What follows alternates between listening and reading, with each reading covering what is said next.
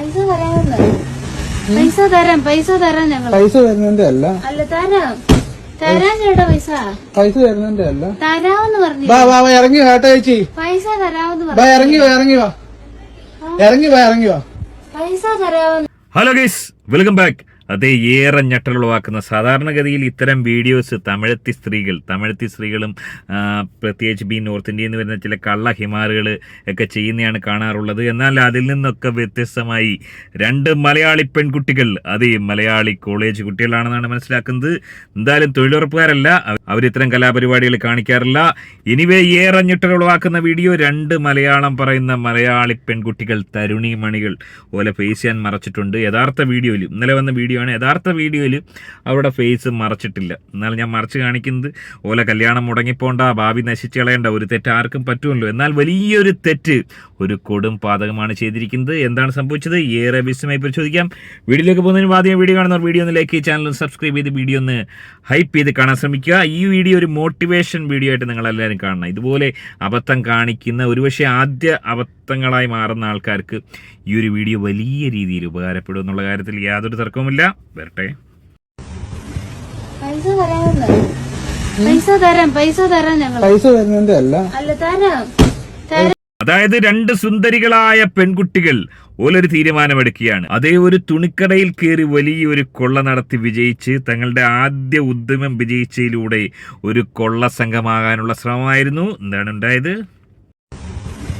പൈസ തരാം ഞങ്ങൾ. പൈസ തരുന്നതിന്റെ അല്ല. അല്ല തരാം ചേട്ടാ.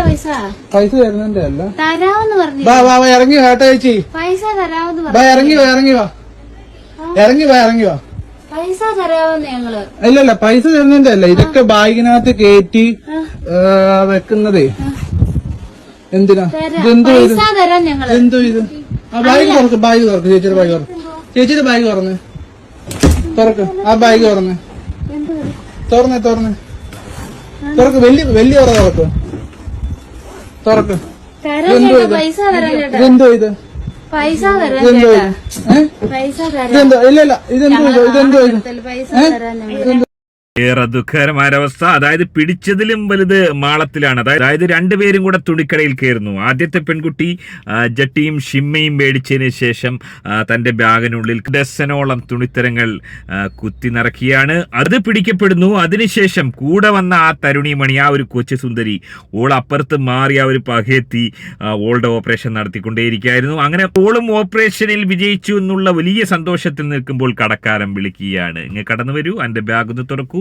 അങ്ങനെ ബാഗ് തുറന്നപ്പോൾ കണ്ട കാഴ്ച ഏറെ ദുഃഖകരമായ അവസ്ഥ തന്നെയായിരുന്നു. അതായത് കടയിൽ കയറിയത് കർച്ചീഫോ ഷിമ്മിയോ ജട്ടിയാണ്ട് വായിക്കാനാണ്. പക്ഷെ അതിനിരട്ടിയായിട്ട് ഡസനോളം തുണികൾ രണ്ടുപേരും മോഷ്ടിച്ചിരിക്കുകയാണ്.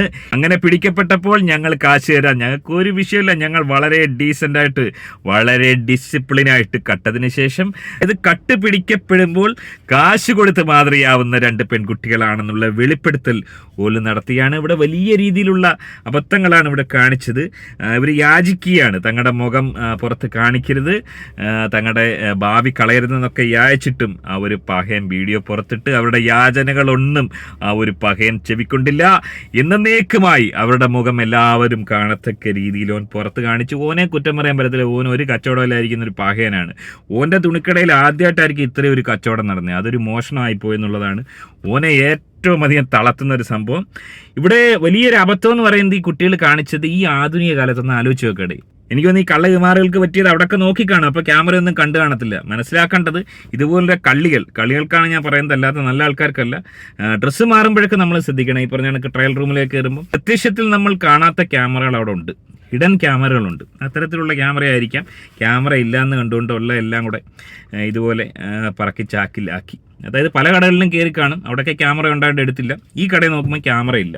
അങ്ങനെ എല്ലാം എടുത്ത് ചാക്കിലാക്കി അവസാനം പിടിക്കപ്പെട്ട ആ ഒരു പഹയനെല്ലാം കണ്ടുപിടിച്ച് ഇതുപോലെ അബദ്ധം കാണിക്കുന്ന ഒരുപാട് വീഡിയോസ്. അതായത് ഈ അടുത്ത കാലത്ത് നിങ്ങളായാലും കണ്ടുണ്ടോ, തിയേറ്ററിൽ നിന്നൊരു പെണ്ണും ചെറുക്കനും, കോളേജ് കുമാരികളാണ്, കോളേജ് കുമാരിയും കാമക്കടുവുകളായി മാറുന്ന, പുറത്ത് പറയാനാവാത്ത കണ്ടാലറയ്ക്കുന്ന സീനാണ്. തിയേറ്ററിൽ ഇരുന്ന് അടുത്തൊന്നും സീറ്റിൽ ആളില്ല. അതായത് അധികം ആരും കയറാത്ത ഒരു സിനിമയ്ക്ക് കയറി സീറ്റിലൊന്നും ആളില്ലെന്ന് ഉറപ്പാക്കിയതിന് ശേഷം ഹോട്ടലിൽ റൂം എടുക്കാനുള്ള ശേഷി ഉള്ളവരല്ല, ചിലപ്പം 18 വയസ്സ് കഴിഞ്ഞിട്ടുണ്ടാവില്ല.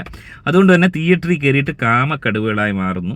കാരണം ഇരുട്ടാണ്, ഒറ്റ കുട്ടി അറിയത്തില്ല. ഇടയ്ക്കിടയ്ക്ക് ഇങ്ങനെ നോക്കുന്നുണ്ട്, ഈ തിയേറ്ററിൻ്റെ ആരെങ്കിലും നോക്കുന്നുണ്ടോ എന്നൊക്കെ നോക്കുന്നുണ്ട്.